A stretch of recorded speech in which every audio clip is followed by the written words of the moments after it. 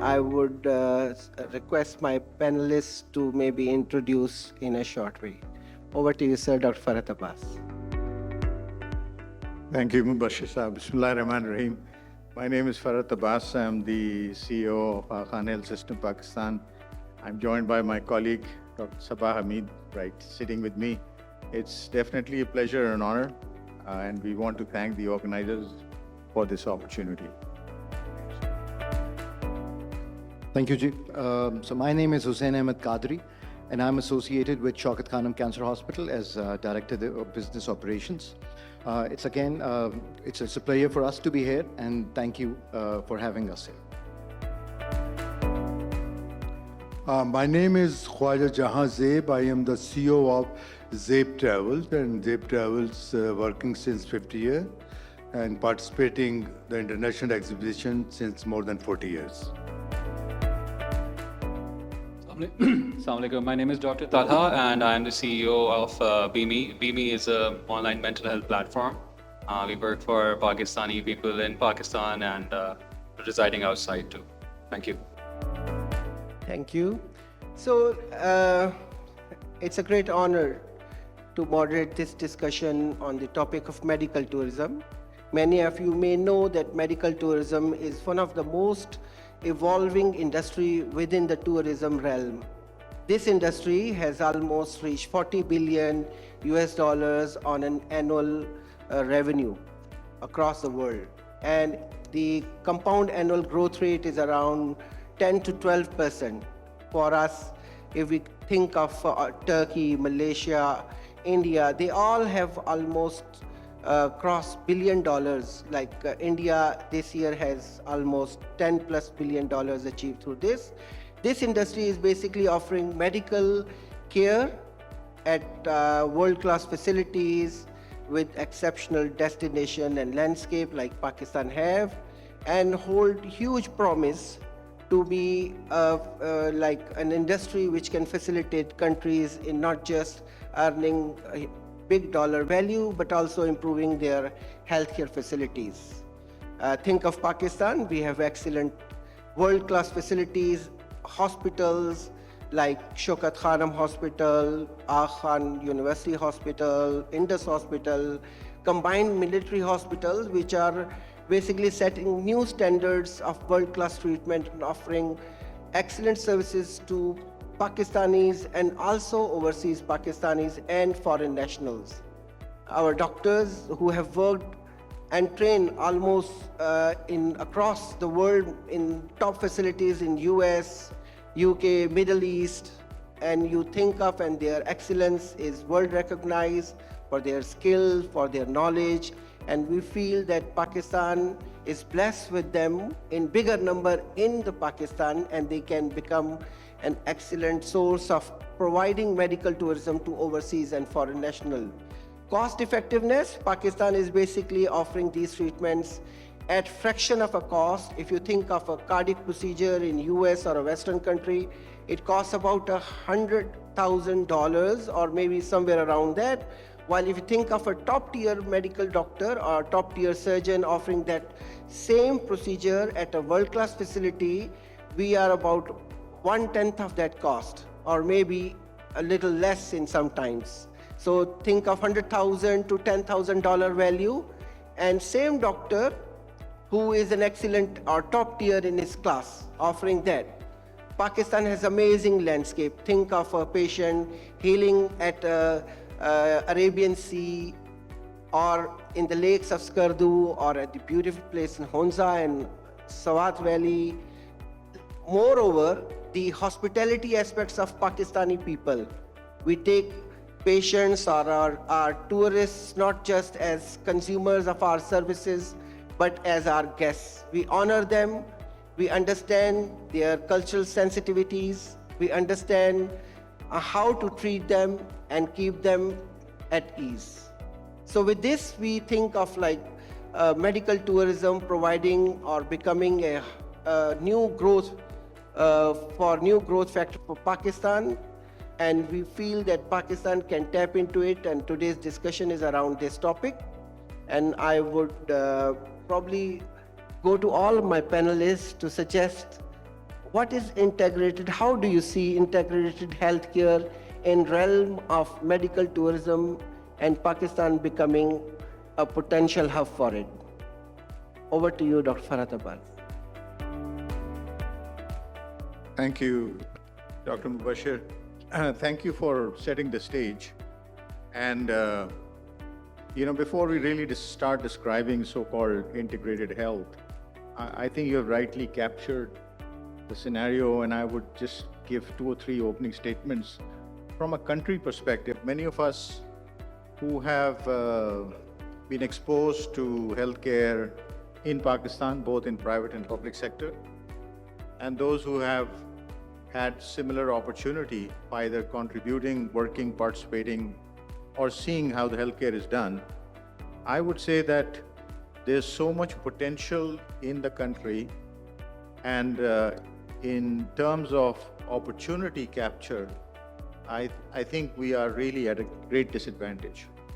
There are centers of excellence across the country offering healthcare, top quality healthcare in defined disciplines where a lot of people can benefit. In fact, I would say before we start going beyond the country itself, I would say within country, there is tremendous opportunity for people to move for defined care to so-called centers of excellence. Now, so I think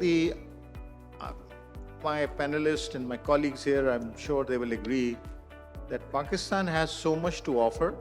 We're not saying this simply because we are here and we are trying to sell a case, but on an absolute fair basis. Personally, I worked in Europe, I worked in North America, I'm working here, and I can give an absolute comparison how things are done there versus here. And the advantages which you talked about in terms of availability, of quality, cost, and ease, I think, I'll give some numbers later on. Combine all of that, Pakistan should really be offering a lot more, and the potential is there, and we are not capturing that. Your question is essentially asking what is integrated health care or integrated health system. I think if I'm potentially looking at any problem related to healthcare at any other location beside my own city, or maybe beyond my own country, I would like to see that it has so-called a defined network of everything which is essentially needed. So all different components, multidisciplinary care, the right infrastructure, the right quality of equipment, the right systems. I think in healthcare, systems and processes matter a lot. An organization may have same kind of equipment, but if the processes are not running, are not being operationally correct, I think the outcomes may be not as good. So a system which essentially is built on some defined international parameter, follows more or less international standards, has well-defined adherence to all those modalities and standards which are defined, and has all broad components which are necessary. I think that's what I would be looking at, and that's what institutions of high caliber should be offering. And that's what in integrated healthcare, where there's this institutionalized care as opposed to an independent care offered by different individuals. So there are tons of those, and across the country, I think there are centers of excellence for offering care of different quality. And I think you can say that you can definitely make a large list of those institutions which are offering integrated healthcare. And actually that should become attractive to people who are looking at healthcare in Pakistan. Over to my colleagues. Thank you. So I think Dr. Farhat explained this very well. I'll just add this on from a patient's perspective. So if a patient is looking for an integrated healthcare system, I think his or her expectation would be to have a seamless patient-centered system where everything involved in the medical care, which is about diagnostics, treatment, recovery, follow-up, everything is well coordinated, not just between the healthcare practitioners, but also amongst other services. And I'm sure we'll be hearing this from our colleague from the tourism industry. This would also, especially if we consider this from the medical tourism point of view, this would also involve hospitality industry, some work where patient gets everything done at one window operation. So everything which is seamless for patients, provides complete healthcare, and they don't have to go through the hassle of, from one place to the other and get everything done. I think that would, to my mind, be integrated healthcare experience.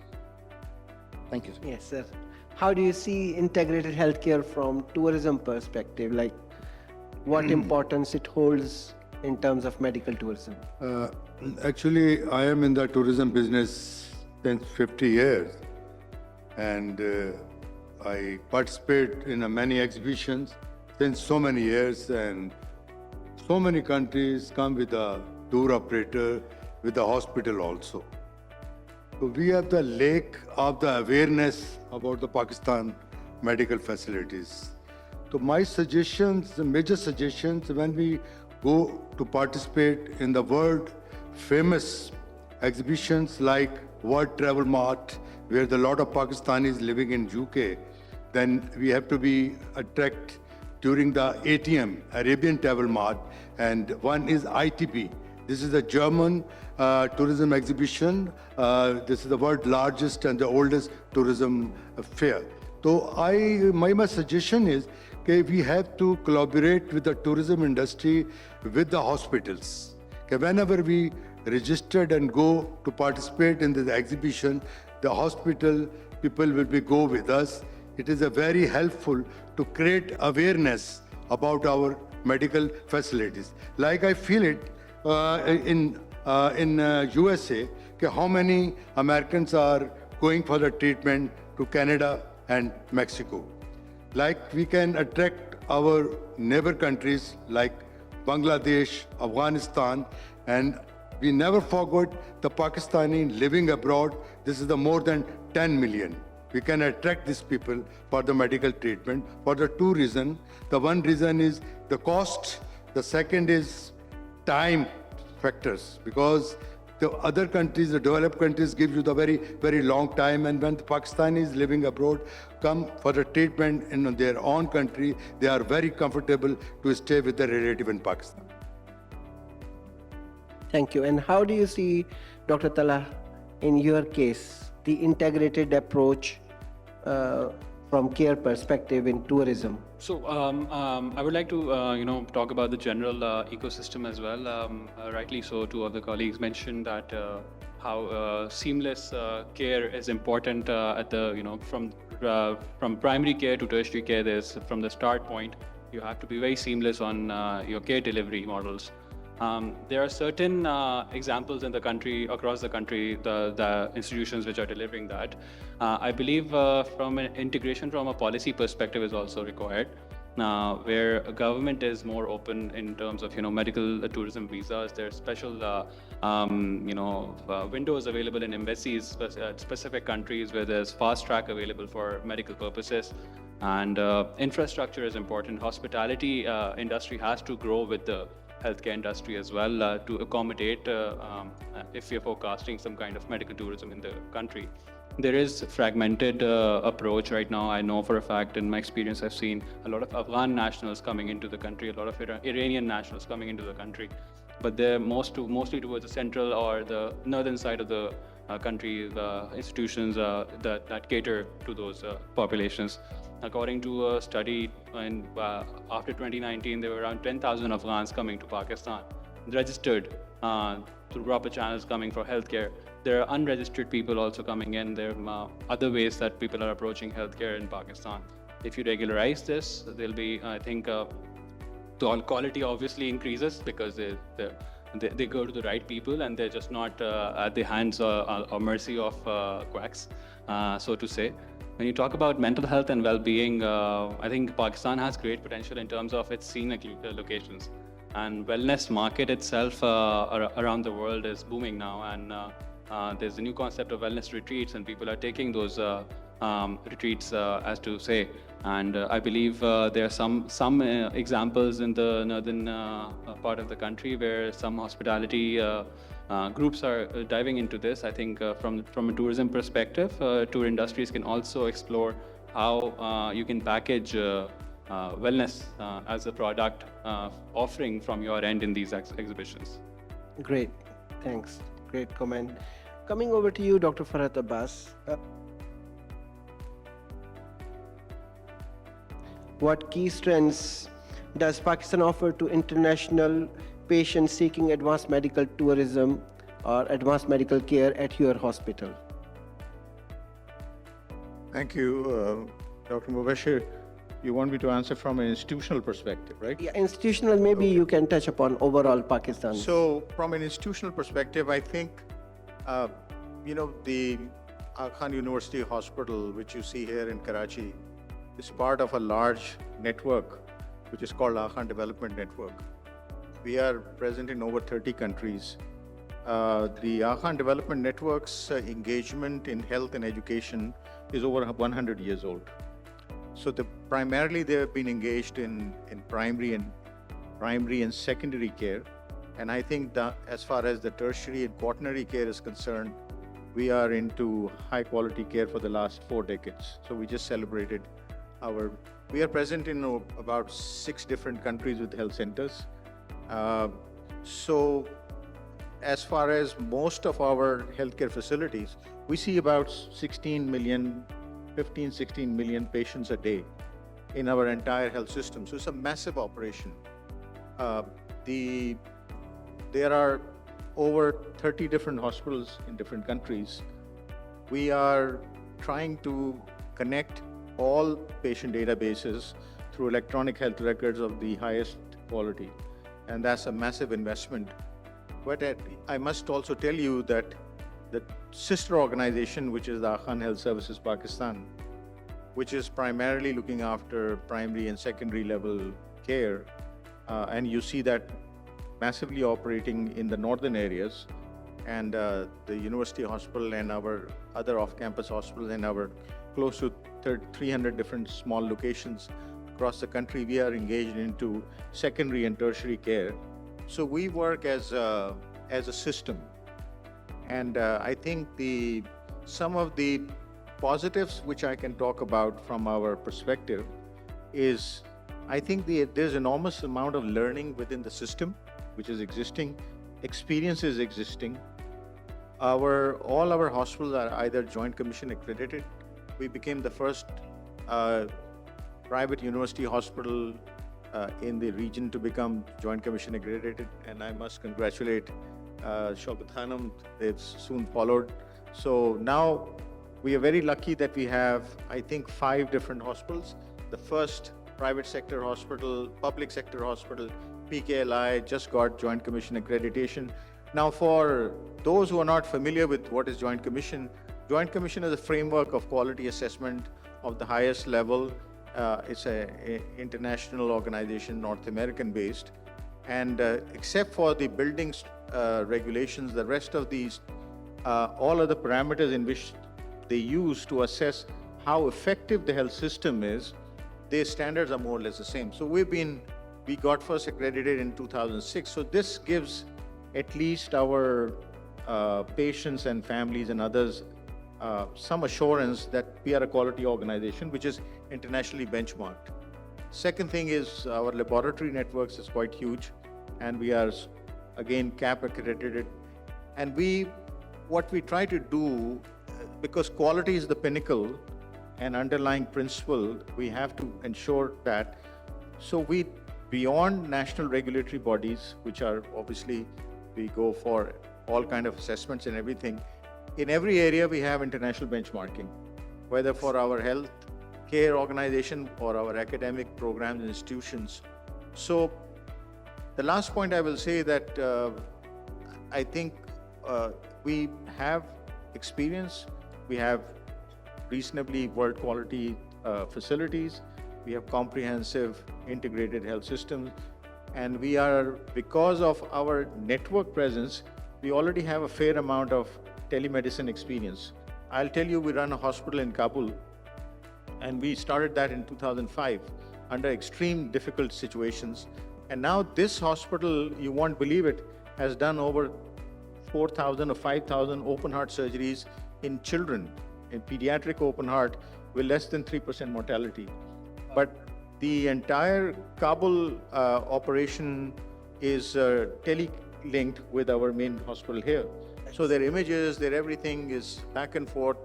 So similarly, our entire northern area, which gets completely frozen in winters, is the tele-link, which essentially maintains their communication channels with the rest of this. So I think this experience which we have developed for our own network and for our own systems, it can be expanded much better and with ease for any global consumers.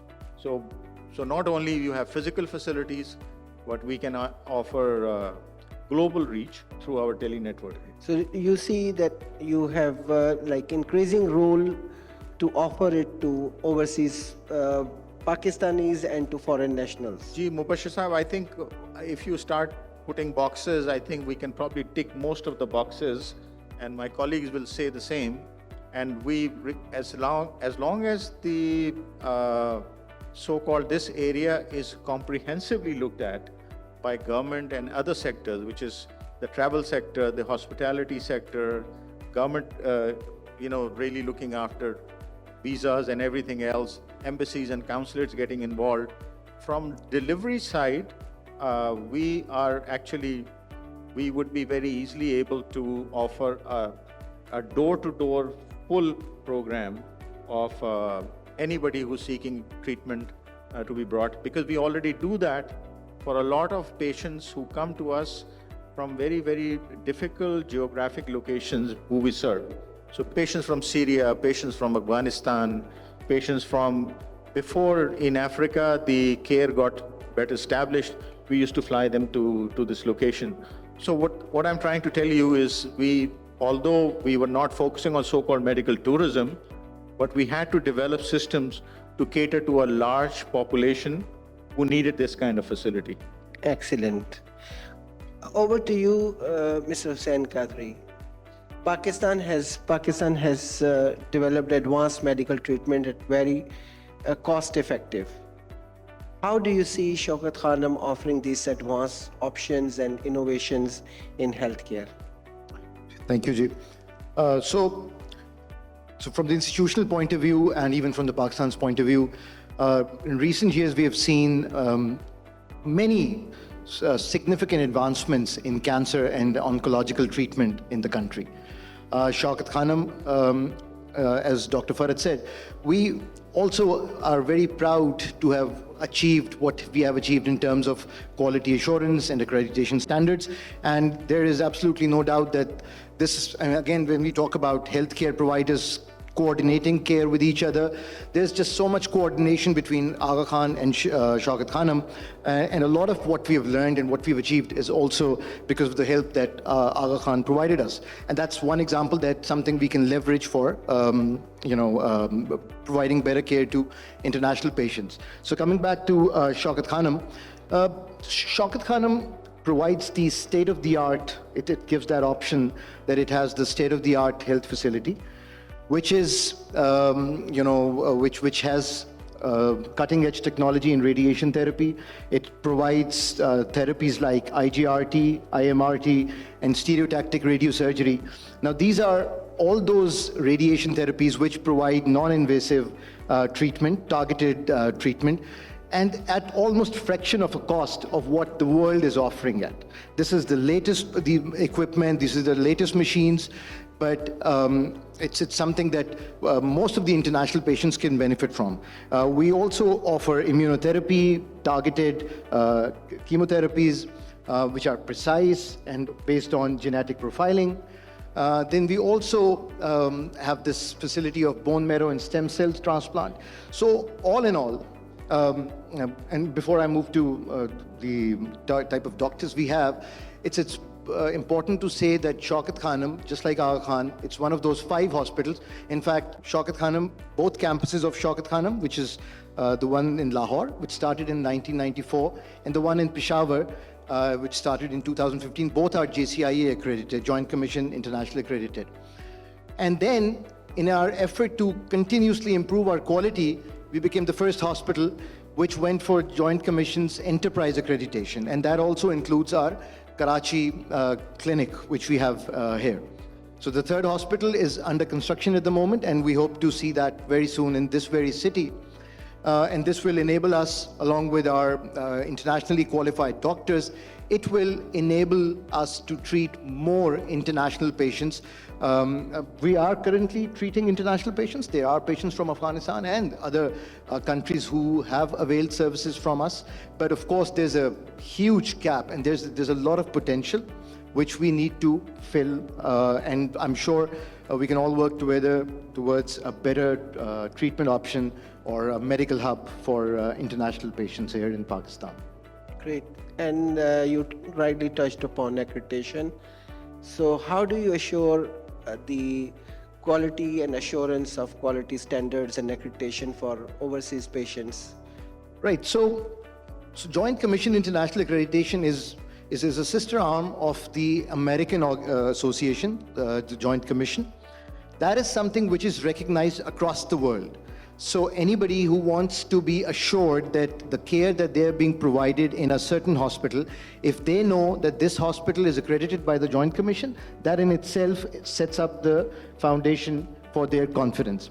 Then the most, if not all, the doctors are internationally trained. This helps them in keeping abreast with the latest technologies, latest treatment options, whichever are available all around the world. Then on top of that, there are peer reviews, then there are internal audits. There's a whole mechanism of processes which ensure not only quality improvement, but also operational efficiencies. So all these things keep us true to the main cause, and it will help and set this message to the international patients that the treatment that they get from Shaukat Khanum and most of the other hospitals which are under this accreditation label will be as per the qualities that they can get anywhere in the world. Rightly said, and I refer it to my earlier days when I had started medical tourism way back in 2008 in Malaysia. We had only 3 hospitals who were JC accredited. Today we have about 20 hospitals who are JC accredited. So offering medical tourism to overseas patients is not just helping to build on money matters, but actually it is a great way to build our own healthcare systems and enhance them through these accreditations. Coming over to you, Mr. Jahanzeb, how do you see that travel and tourism options can help medical tourism industry? As I mentioned, we have to be regularly, I request the hospital to participate with us with all tourism exhibition, number 1. Number 2, I also give the suggestion we will involve the Ministry of Commerce and Ministry of Foreign Affairs, because we have a commercial attaches all over the world, and they will treat this medical tourism as an export business. And they can create awareness among the place they are posted about the medical tourism for Pakistan. Right. Thank you. And maybe if you can touch further that what improvements are needed to position Pakistan as a competitive country offering these medical tourism options along with the tourism. What is needed from Pakistan to establish this as a medical tourism? Yeah, as I mentioned, we don't have the awareness, because when we are participating the all exhibition all over the world, nobody know the medical tourism is offering from Pakistan. So I already mentioned that through the exhibition, through the Ministry of Commerce, our commercial attaches create the awareness to create and tell the people the medical facilities we offer in Pakistan. Great, thank you so much. And coming over to you, Dr. Talha Rehman, you are basically providing psychology and psychiatry related options through your platform. How do you see its role in medical tourism? So I don't see a direct link in medical tourism, but what I think is the use of technology from healthcare institutions is really important. While we are, there has been movement in digitizing medical records in different institutions, but the outward marketing, where the ease of booking an appointment, even for a resident of a tier 1 city in Pakistan, is cumbersome. Going through a helpline, talking to the IVR, and then getting through to an operator and understanding what appointment I need is a lot of hassle for a patient. Seamless, when you say a seamless experience, it should start from the first touch point is actually how the patient is accessing you, specifically when they're out of the country. What we have done through our platform, specifically for mental health and wellness services for Pakistani expats, is that we ask them what their perceived value of service is, obviously with a range that we provide. They can select from that range, and then by 2 or 3 clicks, they get an appointment booked. And the user experience has to improve from the healthcare institution side, not just when you arrive at the facility, but from when you start considering to going to a facility or selecting which facility you would be going to. Exactly, and as Dr. Farhat Abbas was referring to telemedicine, I think the teleconsultation in psychology is a huge, great advantage, maybe for overseas Pakistanis who can converse well in their own languages, like Pakistani languages, native languages, rather than to seeing an overseas doctor and difficult to explain what is going on with them. And it's, I think, psychology-related options are a huge advantage in developing medical tourism options through teleconsultation, rightly pointed out. Like if you can touch upon like any unique special therapies which you are offering to your overseas patients, or if you are promoting these. So it's actually case by case, but it actually is provider driven, and it has to follow a certain DSM criteria to apply a certain kind of therapy. So any general therapy that is required to a patient or a client that is provided through the platform. How we position ourselves is that one, the appointment time, the wait times in the Western world for specifically psychotherapy are very prolonged. Second, the cost of service, even if you're insured, the co-pays are high. So for expat communities, which are first generation, second generation immigrants, the out-of-pocket payments might become a difficult task for longer periods, because you need at least 7 to 8 consultations before, at an average, that is a benchmark. So we lower the cost down for a Pakistani expat to around $50 to $100 as opposed to $200 a session. That's another way that people are more inclined towards, talking to a culturally relevant therapist who can understand their nuances, cultural nuances, which are relevant to them.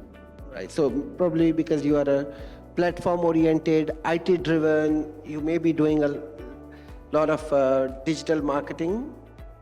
That's correct. When you talk about healthcare, digital marketing, yes, you cannot really quantify it like, if I've spent 100 rupees, I'll get a 50 rupee return.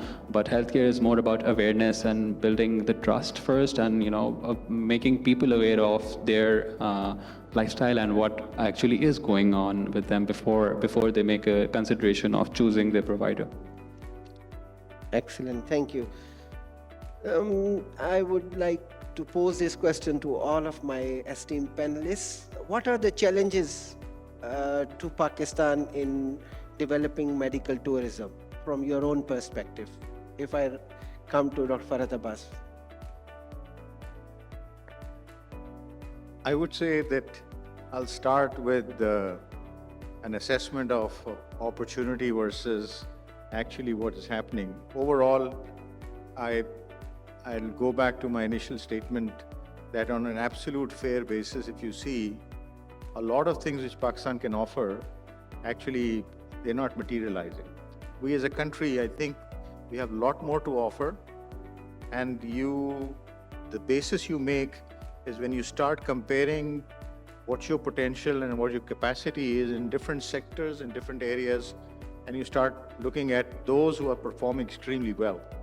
So I'm referring to my neighboring country, I'm referring to going to more east side, I'm also referring to in healthcare, move more towards Europe side.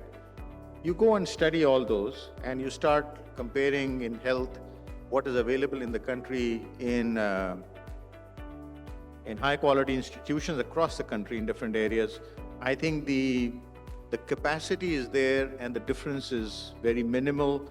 Benefits are tremendous in terms of high quality care, cost effectiveness. It could be, you mentioned initially from 110 to 1, some of the areas could be 150th, up to going down up to 150th, what it costs in the United States versus what it can be done here in a very high quality way. Same treatment because you use same implants, you use the same medications, you use the same protocols, and you have the same kind of personnel who are administering it because they are certified physicians, nurses, and others who have got these kind of qualifications. So the advantage is tremendous. Then why it's not happening? I think 5 or 6 key factors come to my mind. One, obviously, general in the global scenario, Pakistan's so-called image. I think the image building and a lot of fact sharing as opposed to so-called building the hype about travel to Pakistan, safety security issue, these kind of insecurities, all of those. So the general, first of all, the global, the moment people think in the West, you take name Pakistan, they start to shudder. There's nothing of that kind here. I mean, the life goes on, everything is as stable as. So people have to, first of all, so I think some kind of journalism, some kind of engaging the media, international media, some kind of international assessment, which gives a parity situation. What is the country about? What is the risk profile? Abhi bhi main dekh raha tha, they have UK advisory as US advisory and UK advisory. Yep. They have talked about these areas, but those are very restricted areas, bordering areas and all that. But the headline is US advises against travel to Pakistan. But it's not too major, it's only defined areas. So I think general image about. Second thing is, I don't think so there is enough awareness about what is existing. Even within the country, I tell you, I am so-called the CEO of an organization. I go to one of my departments, when they start giving me information about what they're doing, 50% mujhe khud nahi malum, these things they are offering. I go there and I say, oh, you are doing this as well and you're doing this. Sir, you don't know? I said, if you tell me, then only then I'll know. So anyway, so awareness about what is available in this country is missing. There's an absolute requirement that we should start factually communicating, and there again, communication methodology has to be clear in terms of what is available and how does it fare with the rest of the world offerings. Because now the whole story is about communication, and people are, the technology savvy, bacha baith ke, they can immediately see and Google and find out. So we should start putting information emanating from Pakistan of a quality level, unfortunately, is very poor. We are not sharing our facts in a way the world is now sharing it.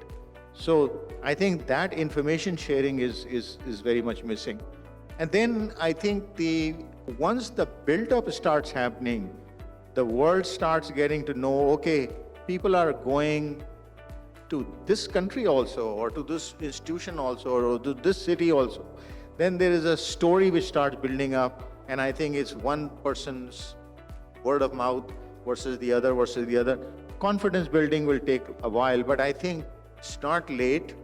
And I don't really like the term so-called medical tourism. I just want to see that Pakistan has a tremendous capacity to offer high quality healthcare for those who need it, and they should really be seeking it. I think this is the positioning we should seek.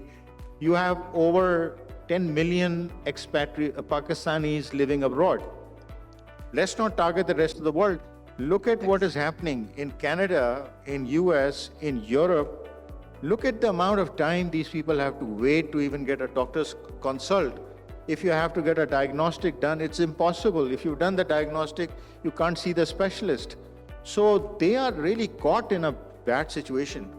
Why can't we just help those Pakistanis to come easily here, get treatment done, meet their friends and families, spend 1/10 to 1/50th of the amount of money, go back home, and they can always connect back with the same organization, same institution.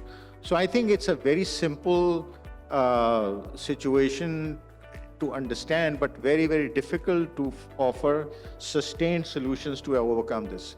Thank you. Thank you. And how do you see, yeah, Mr. Hussain? Reggie, so I think adding on to what Dr. Farhat said, we have in Pakistan, we have the building blocks which are required to promote this medical tourism. We have, and we should start small. So we have hospitals which are accredited and they're internationally recognized. We have trained manpower, we're trained at international level at par with rest of the world. We have technology. And we have the landscape, beautiful landscape, which can, also attract and complement these services. So absolutely correct that first of all, we need to inform people, the world, what is all that Shaukat, Khanum, Aga Khan, SIUT, Gumbert, PKLI, Shifa. I mean, there are just many such hospitals which are doing a great job. What all they can offer. So that word needs to go out, and it's much easier these days with this digital media, digital social media. We need to do that, and then of course we cannot undermine the importance of accreditation and standards. There are few hospitals, as we said earlier, which are internationally recognized, but of course, either this accreditation should be subsidized because these are expensive things for all the other hospitals to take up, or at least go towards developing some standards, accreditation standards, which can be adopted by all the other hospitals. Something that can eventually be recognized abroad. So that we need to do, and of course, there's got to be Pakistani diaspora. I think that would be a great start because, of course, that also brings in a lot of revenue. They have that money to spend there, but the amount of time they'll save and the cost that they'll save, it would be probably a replacement of the insurance that they get. So, and a lot of that stuff had been done. It had been identified some time back that cardiology, dental care, and cosmetology, some of the things that they wanted to start working on initially. So they can decide at a policy level which areas to focus on first, facilitate in the ease of access or ease of doing business. This visa acquiring process can be facilitated. Some of the things that can be done, but it's not that hard or it's not that impossible. There are building blocks. There's a lot of good work which has already been done, both at private as well as public and government level. So I think we need to take that forward and make that a success. Great. Over to you, Mr. Jahanzeb.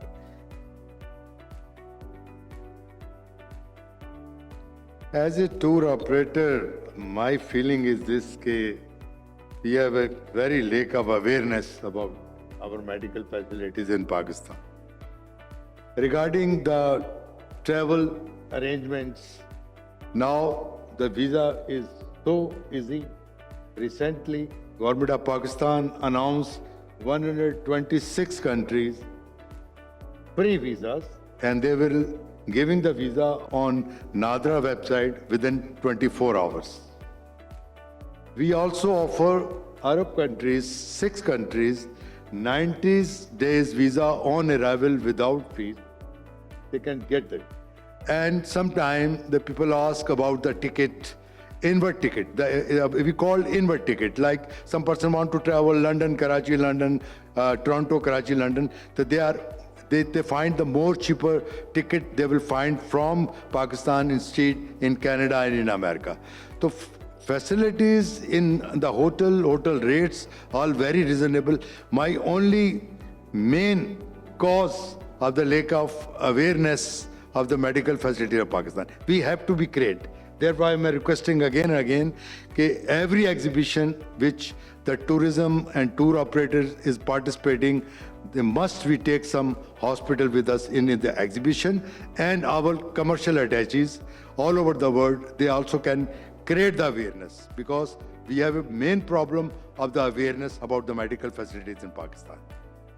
Great. And how do you see, Dr. Rehman, the challenges we are facing bringing patients to Pakistan, foreign patients?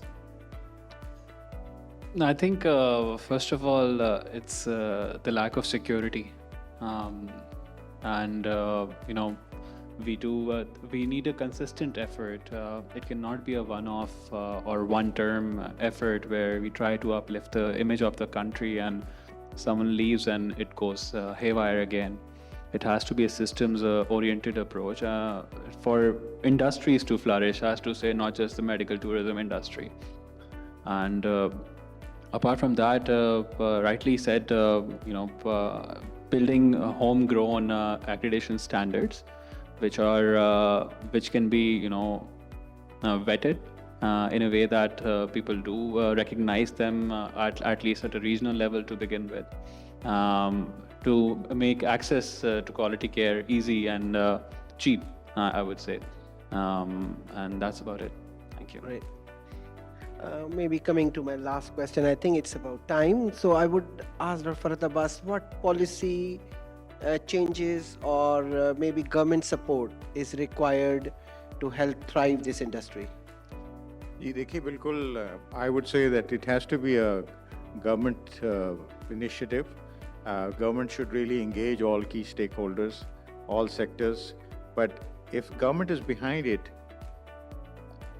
the widest network, which actually for global any kind of impact, is through government.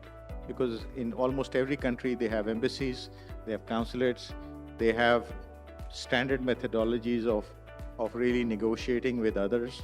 So I think if government first of all puts the entire effort, engages the Foreign Office, and Foreign Office through Foreign Office, all the information sharing could be done, number one. Obviously the other travel support, visa and all that has already been talked about. A central think tank or a central body really representing the private and public sector, not only related to health, but other sectors which are crucial, which is hospitality sector, travel and all that, so they can develop a comprehensive plan.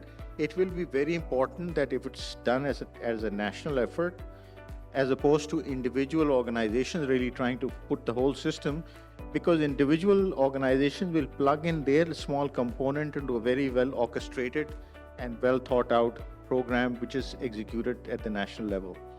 So if that effort is there, I'm sure most of the organization would be very much willing to put their 2 cents into this whole thing, and it will eventually be. The last point I will say is also the banking sector has to get involved. The State Bank of Pakistan can also look at it.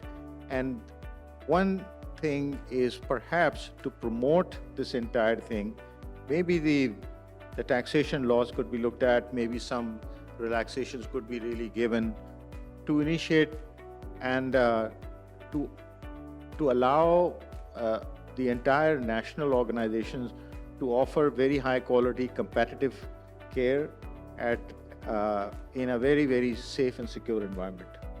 These are some of my thoughts. Great.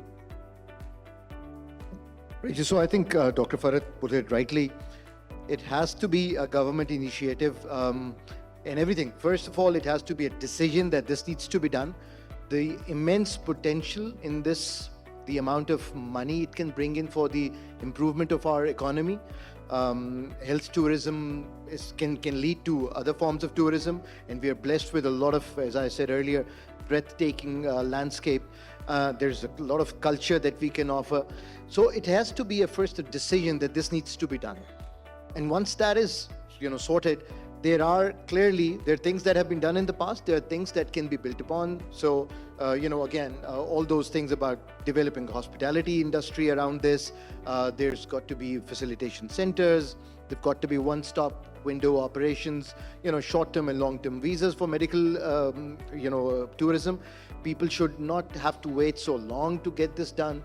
And then helping the institutions more and more, bringing more and more institutions to that level of quality care, which is required to, not only improve the condition of the healthcare for the people who are coming into this country, but also the overall of this for these people of Pakistan as well.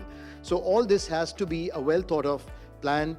Interesting thing is that it's not something which cannot be done. It's just needs to be a concerted effort. And I think the forum that we are sitting in, and there are other, such interested parties that we have come across today, we think it's on the right track. At least that's a step in the right direction. And we believe that it's going to work eventually, because there's just so much untapped potential that Pakistan can, make use of. Thank you. Over to you, Mr. Jahanzeb. If you can put a few words around policy and government support.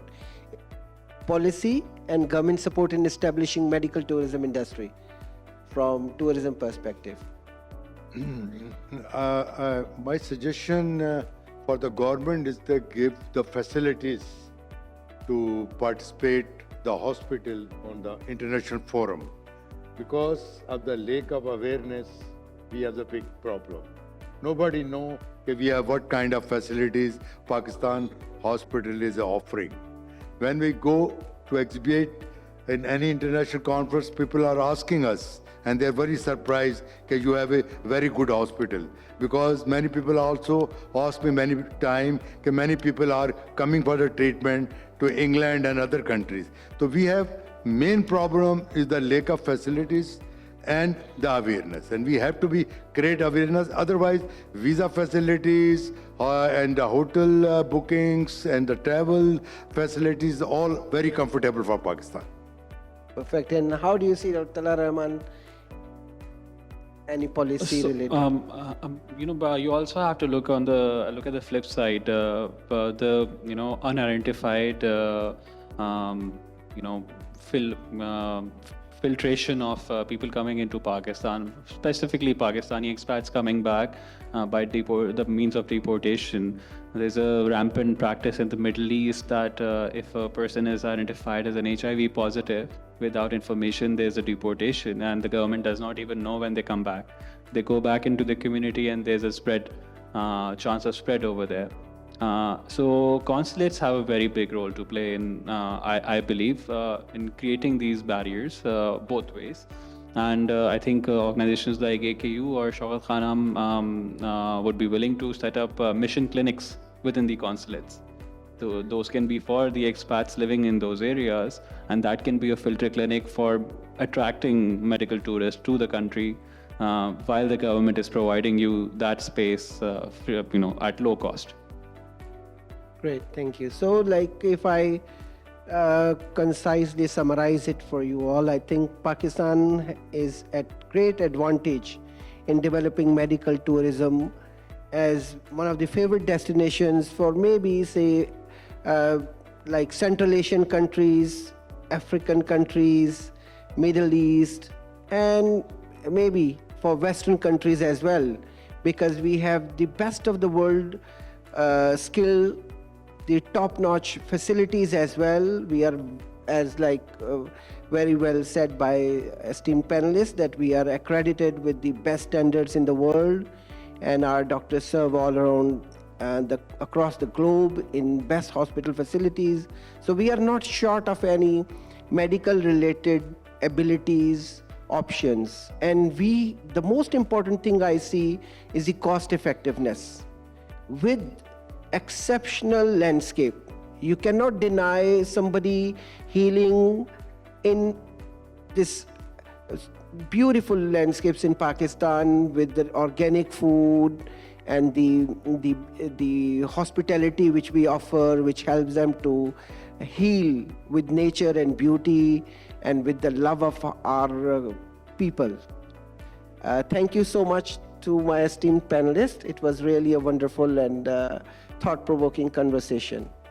Thank you all for attending this session. Thank you so much. Thank you for our expert panelists for sharing their fruitful knowledge on this growing field. Thank you very much. So now we will distribute the certificates to panel 3. So I would like to request our moderator to please distribute the certificate to our valuable speakers. Thank you.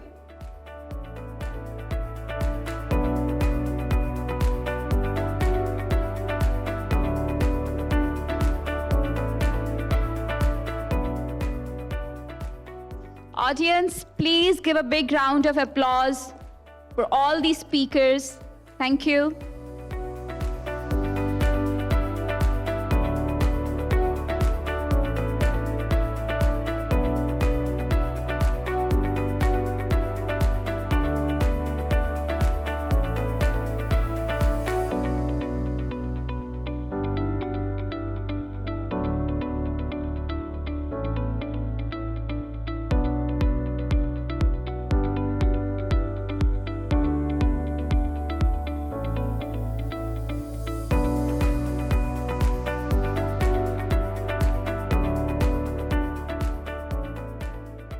Once again, thank you very much. So audience, as we wrap up day 1, I would like to thank all our speakers for their valuable contribution today. Please join us tomorrow for another day of thought-provoking sessions. See you tomorrow, inshallah. Allah Hafiz. Thank you very much.